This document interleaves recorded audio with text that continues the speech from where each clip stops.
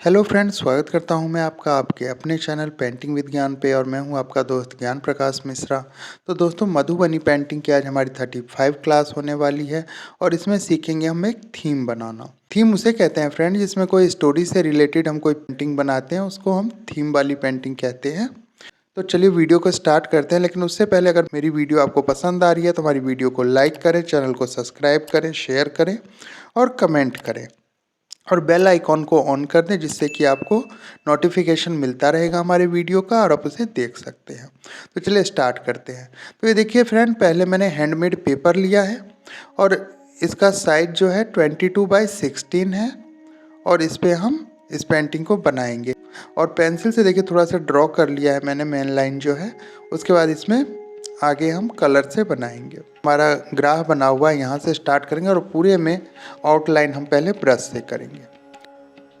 Friend, एक चीज़ और है, जब हम मधुबनी पेंटिंग सेल करते हैं तो उसमें जो थीम भी हम बनाते हैं उसके बारे में हमें कस्टमर को बताना पड़ता है। जो हमसे पेंटिंग खरीदते हैं वो जानना चाहते हैं कि भाई इसकी क्या स्टोरी है, ये किस चीज़ के ऊपर बनी हुई है ये पेंटिंग, तो उसकी जानकारी हमें देनी होती है। तो आज से जो भी वीडियो हमारी क्लास वाली होगी उसमें हम जो भी पेंटिंग बनाएंगे उसकी पूरी जानकारी भी आपको देंगे, ताकि आप आगे उसके बारे में बता सकें कि आपने क्या बनाया है। तो फ्रेंड, इस पेंटिंग की स्टोरी जो है वो मैं आपको बताता हूँ। तो फ्रेंड, ये जो पेंटिंग आप देख रहे हैं ये गजराज, ग्राह और भगवान विष्णु पे बनाई गई है और भगवान विष्णु को गरुड़ पे बैठा हुआ दिखाया गया है। तो चलिए स्टोरी में इसकी बताता हूँ। त्रिकुट पर्वत पे गजराज अपने पूरे परिवार के साथ रहते थे और एक दिन बहुत ही सुंदर मौसम देख के वो जो जलाशय था उसमें स्नान करने के लिए आए और उन्होंने स्नान किया, अपने पूरे परिवार के साथ जल क्रीड़ा की। क्योंकि आप जानते हैं कि जो हाथी होते हैं, जो गज होते हैं, उनको जल क्रीड़ा बहुत पसंद है और वो बहुत ही जल के प्रिय होते हैं और वो जल को बहुत प्रेम करते हैं स्नान के लिए। तो वो बहुत मदमस्त होकर उसमें स्नान कर रहे थे, एक दूसरे के ऊपर जल सूंड में भर भर के डाल रहे थे, जल क्रीड़ा कर रहे थे। इतने में क्या हुआ कि राह जो होता है मगरमच्छ, वो आता है और जो गजराज होता है उनके पैरों को पकड़ लेता है। उनको अपने शक्ति का बहुत ज़्यादा घमंड था और उन्होंने सोचा कि मैं इससे तुरंत निकल जाऊंगा, इससे अपना पैर छुड़ा के। और उन्होंने बाहर की तरफ जोर लगाया, लेकिन ग्राह जो था उसने उसे अंदर खींच लिया। जो जल के जीव होते हैं उनका जल में उनकी शक्ति बहुत ज़्यादा होती है, वो चाहे कितना भी भारी जीव हो उसको जल में खींच लेते हैं। वहाँ के जो भूमि पे रहने वाले जीव होते हैं उसकी भूमि पे शक्ति ज़्यादा होती है। तो उस समय पे ग्राह जो है वो गजराज पे भारी पड़ रहा था और उनको जल से बाहर नहीं निकलने दे रहा था। अब ग्राह जो था वो अंदर की तरफ उनको खींच रहा था और उनके पैरों को काट रहा था और इधर गजराज जो है वो बाहर की तरफ खींच रहे थे, उनमें भी शक्ति काफ़ी थी। तो ऐसा करते करते बहुत दिनों तक, कथा में देखें तो 1000 साल तक उनका युद्ध चला और दोनों में से कोई भी पराजित नहीं हुआ।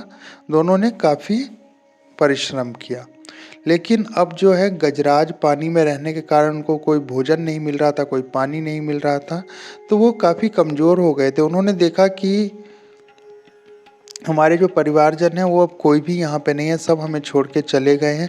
इससे उनका मनोबल भी टूटा कि जब हम किसी परेशानी में होते हैं तो जो हमारे बहुत ही प्रिय होते हैं वो भी हमें छोड़कर चले जाते हैं। तो इस तरीके से जब उनको छोड़ के सब चले गए तब उन्हें ये हुआ कि अब कोई भी हमारा नहीं है। तब उन्होंने भगवान को स्मरण किया और कहा, हे नाथ, अब कोई भी हमारा नहीं है, आप हमारी सहायता करो। और उन्होंने भगवान की बहुत अच्छी स्तुति की। तब भगवान प्रसन्न होकर गरुड़ पे बैठ के वहाँ पे आए और उन्होंने ग्राह को अपने सुदर्शन चक्र से मारकर और फिर गजराज को मुक्त किया। इसी स्टोरी के ऊपर ये थीम बनी हुई है। तो मैंने आपको इसकी जानकारी दे दी है। जो अगर आपको कोई पेंटिंग सेल करते टाइम पूछे कि आपने क्या बनाया है तो आप इसको बता सकते हैं और अपनी जो पेंटिंग की भावना है आप उनको समझा सकते हैं। ये देखिए ब्रश से मैंने ये डिज़ाइन कर लिया है फ्रेंड। अब नीव से जो है इसमें हम डिज़ाइन करेंगे। जो अंदर इनकी ज्वेलरी है, इनके कपड़े हैं, ये सारी चीज़ें, हाथी में जो डिज़ाइन होगा सब कुछ हम निब से डिज़ाइन करेंगे। तो देखिए निब से पहले हम डिज़ाइन कर लेते हैं। आप देखिए और किस तरीके से बना रहे हैं। ये देखिए इसमें कोई ज़्यादा हमने कोई डिज़ाइन नहीं लिया है, बिल्कुल सिंपल वाले ही डिज़ाइन है। लाइनिंग है, हाफ राउंड वाले डिज़ाइन है, तो यही सब मैंने लिया है। तो पहले आप देख लीजिए कि किस तरीके से इसको डिज़ाइन किया गया है।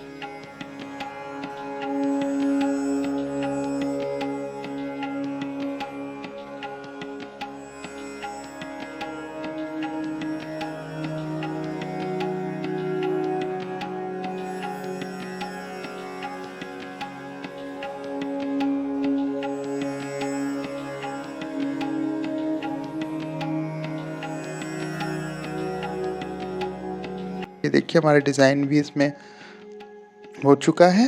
तो फ्रेंड ये देखिए इसमें एलिफेंट में भी हमने डिज़ाइन कर लिया। बाकी नीचे सरोवर का जो पानी का साइन होता है डॉट, वो भी हमने डाल के पूरा तैयार कर लिया है।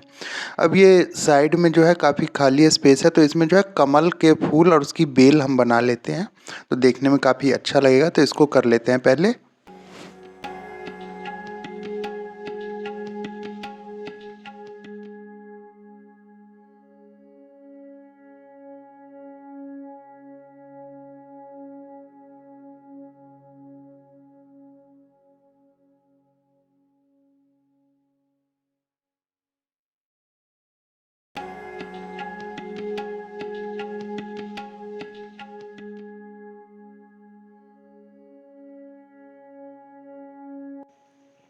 अब फ्रेंड हमें क्या करना है, ये देखिए कि अब हम इसमें कलर भरेंगे।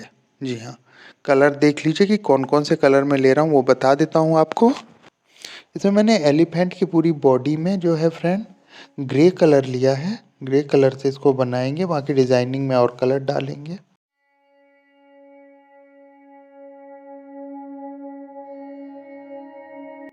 तो फ्रेंड इस पेंटिंग में जो है मैंने grey colour, violet colour, dark pink, orange, brown colour, green colour और shape green colour, yellow colour, ये सारे कलर मैंने इसमें लिए हैं। और ब्लैक कलर तो है ही, ब्लैक से हमने सारा डिज़ाइन ही किया है। तो ये सारे कलर इसमें हमने लिए हैं और इसी से ये सारी पेंटिंग बनी है। इसमें मैंने मरून कलर भी लिया है, मरून कलर का भी यूज़ किया है। तो ये सारे कलर हमने इसमें लिए हैं। कहाँ कहाँ पे हम कौन सा कलर यूज़ कर रहे हैं आप देख सकते हैं, और देख के आप भी इस तरीके से कलर इसमें कर सकते हैं। ये देखिए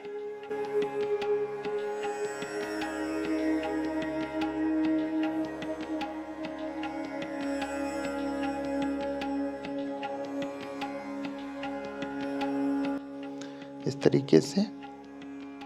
और जो भगवान विष्णु की बॉडी है उसमें मैंने बिल्कुल आसमानी कलर लिया है, नीला कलर लिया है। जो भगवान विष्णु की शरीर में होना चाहिए वो वाला कलर मैंने लिया है। और जो नीचे आप देख रहे होंगे गरुड़ जी हैं, उनकी बॉडी में मैंने ब्राउन कलर लिया है। तो पहले बॉडी में कलर भर लेंगे, उसके बाद जो है इनकी ज्वेलरी और कपड़ों में कलर भरेंगे।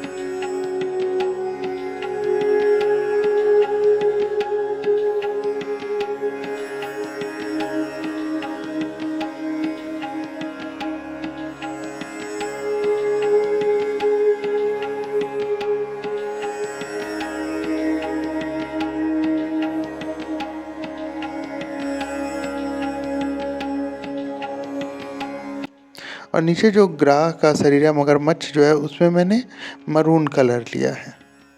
ये सारे कलर मैंने यूज़ किए हैं। बाकी जो पेड़ और पत्ते हैं उसमें मैंने फूलों में पिंक कलर और पत्तों में डार्क ग्रीन कलर लिया है, इससे ये अच्छा लगेगा। और इन्हीं सब कलर से मैंने इसको बनाया है। भगवान विष्णु के पीछे खाली स्पेस जो बचा उसमें हमने डिज़ाइन कर दिया है इस तरीके से, और उसमें भी हम कलर भर लेते हैं। ये देखिए, ये कलर पूरा भर के हमारी पेंटिंग जो है तैयार हो गई है। अगर हमारी पेंटिंग आपको अच्छी लगी तो वीडियो को लाइक करें, चैनल को सब्सक्राइब करें, शेयर करें और कमेंट करें।